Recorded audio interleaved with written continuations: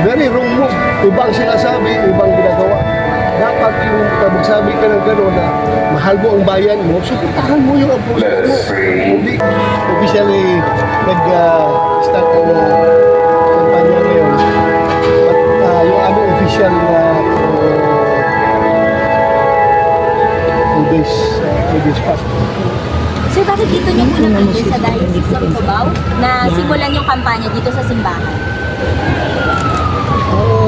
In the name of the Father, and of the Son, and Suggest of ko the yung Holy mga tao Spirit. na magpapagano yung simbahan na ito. Peace be with you, Sir, parang sa church muna po. brothers and sisters, let us acknowledge our Kick sins off all your and to prepare ourselves to celebrate the sacred mysteries on the occasion of the feast of Our Lady of So, Lourdes. tanongin ko na din po kasi dun sa impeachment trial po. Sinabi na po ni SB na sa July na yung impeachment trial magsisimula. Do you want that move, sir? Kasi considering na mas marami po yung magiging oras para sa kampanya, kayong In mga what we have done, in what we have prayed, Well, sa amin yan.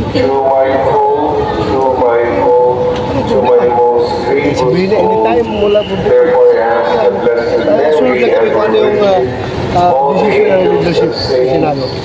Pabor po sa inyo, sir, na mga re-elections na July na. Yung ano? And may Almighty God have mercy on We have us, time. forgive us our sins, and bring us to everlasting life. Whereas kung bababad kami doon sa trial, wala kayong panahon para magkampanya. Diba? Pero sir, ano nangyari doon? Bakit talagang hindi natakal nung last session? Talagang hindi nga lang June. Sabi niyo po last time, di ba, Senate sa Senate, baka daw po June, pero ngayon hindi lang June, July pa. Ano po nangyayari? May mga informal talks ba yung mga senators about Wala. it?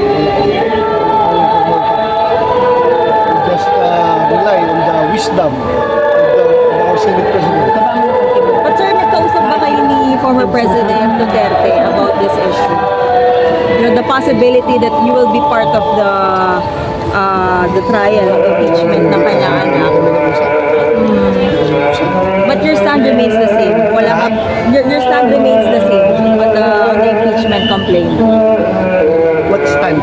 Na you're still gonna study kumbaga. Kasi like for example, Sen. Robbie Padilla, kahit na hindi pa nag-go through dun sa process, he's already firm na hindi guilty.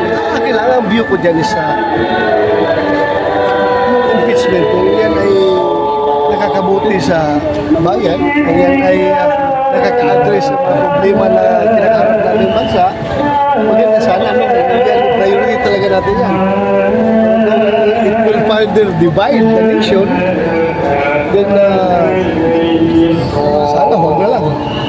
Kung yan ay magkakaroon ng pagkawatak-watak dahil dyan, sana huwag na lang. Pero andyan yan eh. Wala tayong magawa. Na-file na. So the process should go on as expected. So, do you think na makaka-apekto din yung sa standing po ninyo sa kampanya, yung mga kilala na allies ni Vice President sa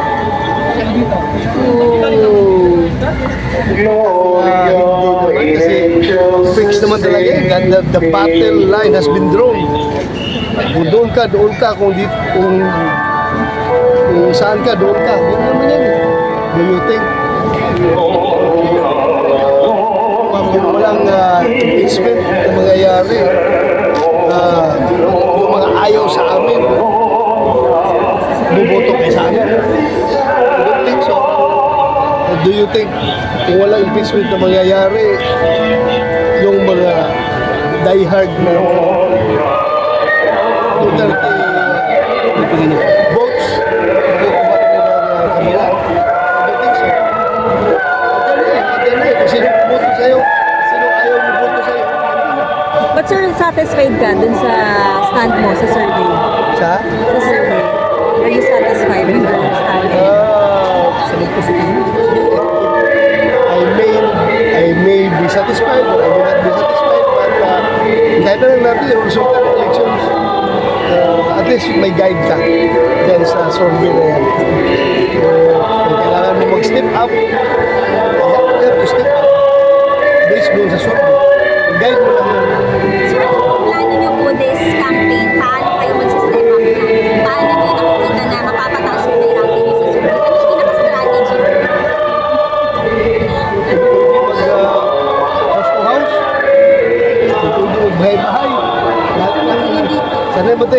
di ba? Sa gila ako na. Binabahay-bahay natin yung mga bahay, kinakatok natin, di ba?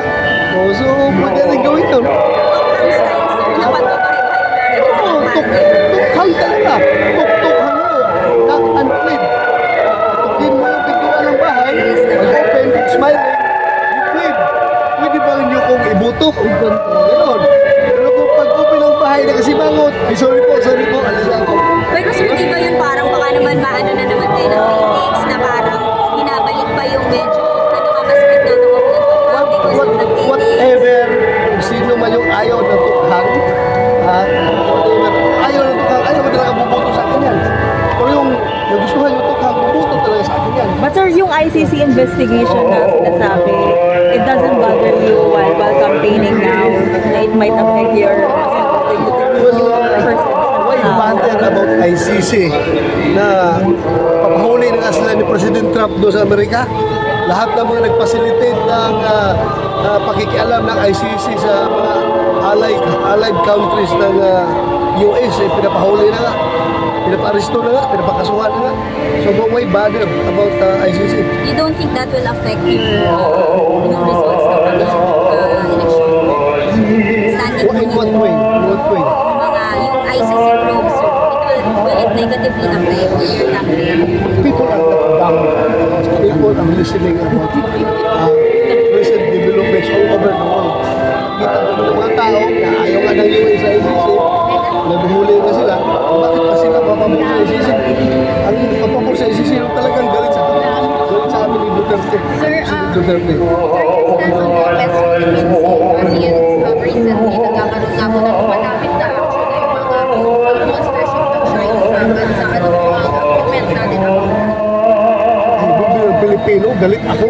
Bakit sila naghihimasok ako sa atin? Pero what can we do? Girahin natin sila. You think kaya natin silang girahin? Ang gobyerno ng Pilipino, masakit sa atin. I should shout. China, get out! Get out! At umalis kayo dito sa aming bayan. Hindi namin kayo kailangan. Nagbugulo kayo dito. Umayas kayo. Pero pag ako'y barilin ng China, barilan tayo. Kaya ba natin sila? I don't think hindi natin kaya. Kaya hanap tayo ng paraan na mixture of pakiusap at hard stance natin na hindi tayo mabubuli. Yung dapat gawin natin. Hindi yung puro lang yung salita na hindi naman talaga natin kaya. Pag tayo ibinubuli, iyak na lang tayo. So, bilang Pilipino, masakit sa akin yung mga binabagay. Hindi talaga po dapat yan. Ano po ba, nahigpit na po po natin ang national defense? Ang national defense po, parang